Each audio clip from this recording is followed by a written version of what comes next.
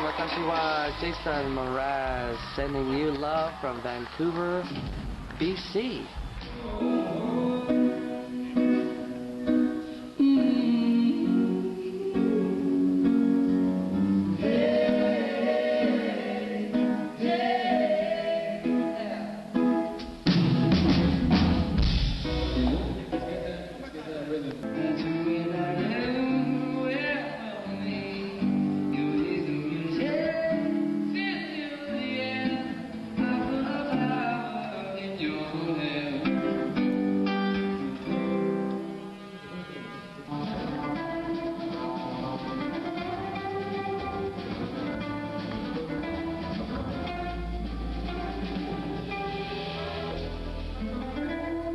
Love expressing myself with an audience, because it takes the audience to have the career, you know what I mean?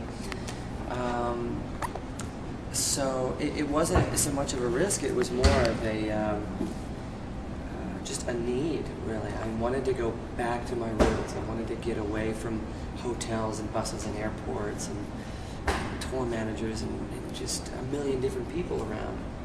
I wanted to sort of take care of myself, drive myself to the gig, you know, start over, play some new songs, and also having that luxury of being at my local coffee shop. It meant that I could drive home every night, you know, and work on my garden, create my own meals in my own kitchen, you know, work on my soul, work on my health, you know, work on my surfing skills, raise my cat, you know, and all of those things, being a part of a community and being part of a home, is definitely good for the soul. That's good healing powers there. And that's what I needed at the time. Right. So you seem to have a very positive outlook towards life, and that's reflected in a lot of your music. Was there a kind of life-changing moment that helped you gain that attitude? Have you always been an optimist? I've always been an optimist, certainly, and I think that comes from being a singer.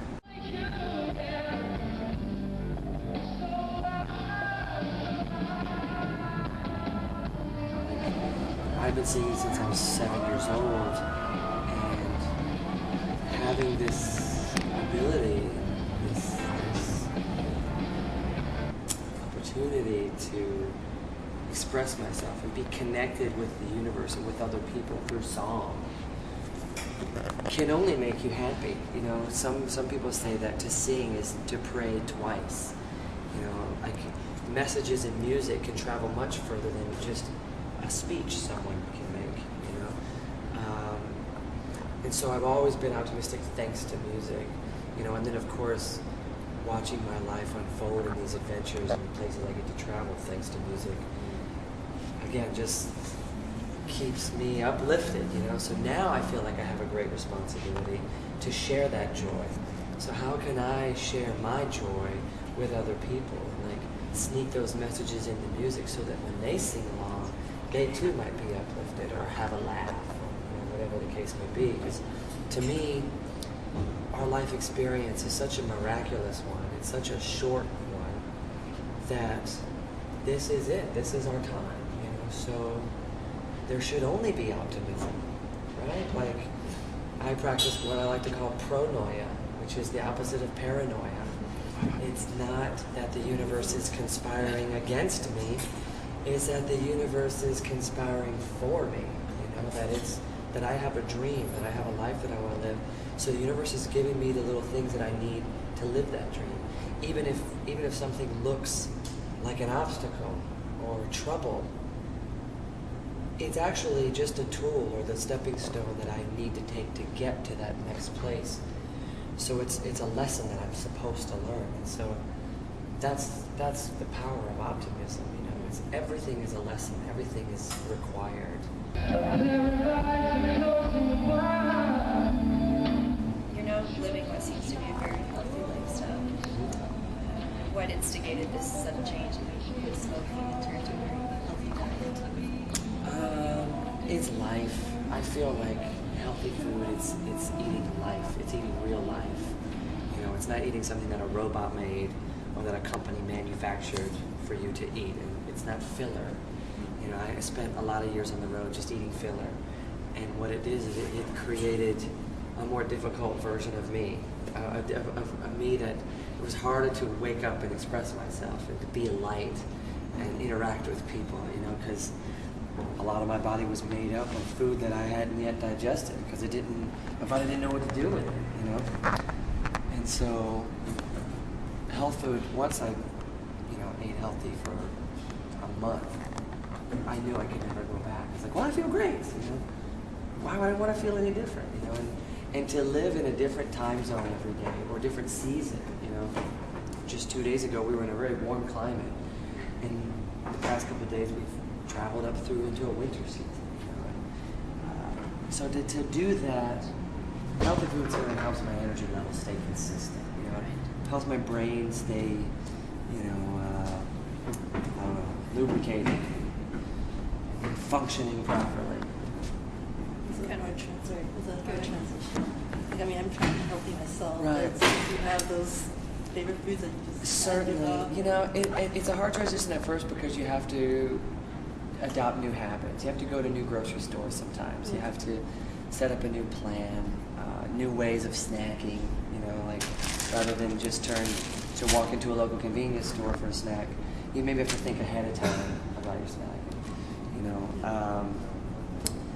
But once you get into it, it's easy. In fact, it's easier. And then anytime, like the one thing that I miss is sugar. I don't eat sugar. And occasionally, you know, you pass all the pies at dinner, and I think, oh man, like I would love to eat that pecan pie or that pumpkin pie. So I have to just tell myself, I know what it tastes like. You know, I've had it. I've had chocolate chip cookies. I ate tons of them my whole life. That I don't need them right now. But then what you'll find though is there are raw versions of everything that is so fascinating that you will never want to go back to sugar or real desserts ever again. My roommate, I'm fortunate to have a raw chef as my roommate, and she makes coconut cream pie and tiramisu and strawberry shortcake and brownies and cookies, and it's all raw, only raw ingredients. No baking, you just put it in the fridge. And it's the combination of, you know, like coconuts and dates and nuts and, you know, just the right raw ingredients mixed up, blended up, chopped and poured over each other. Surprisingly creates the sweetest and most decadent desserts ever. And you'll remark at how wonderful it is. And like, why would I ever eat, you know, cheesecake from a can ever again? This is fantastic. Raw desserts. I'll give you. I'll get a website first. I'll give you. There's no baking. Let me just see. There's no. All raw is prep. All it is like if you can follow a recipe for like taking a cup of this, putting in a cup of that. But the tricky part is finding these raw ingredients. You know, like you got to go get fresh coconut. You know, you got to go and get, you know, lecithin. You know. Vancouver's actually pretty good. We have a lot of food stores. Well, there you go. Yeah, I'm not surprised. Yeah.